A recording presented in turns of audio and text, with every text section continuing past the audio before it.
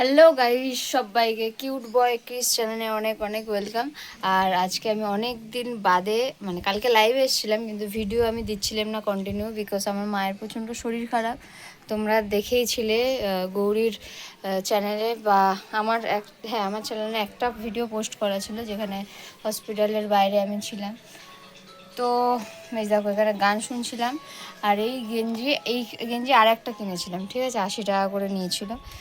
তো যাই হোক, এই দুটো গেঞ্জি গরমে পরার পক্ষে খুব ভালো ছিল, তাই আমি কিনে নিয়েছি। আর 1 মিনিট দাঁড়া, একটা কল এসছে। তো একটা কল এসে গেছিলো, বলেছিলাম ওটা হচ্ছে আমার দাদা ফোন করেছিল, বড় মাসির বড় ছেলে ফোন করেছিল মায়ের ফোনে।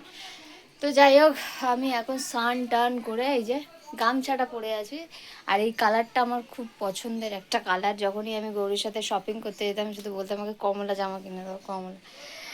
তো যাই হোক, আর কি বলবো, এখনই সবে স্নান করে উঠলাম। একটু পরেই বাড়িতে এক গাদা লোক ভর্তি, কারণ মায়ের, তোমরা সবাই জানো যে আমার মা প্রচণ্ড পরিমাণে অসুস্থ।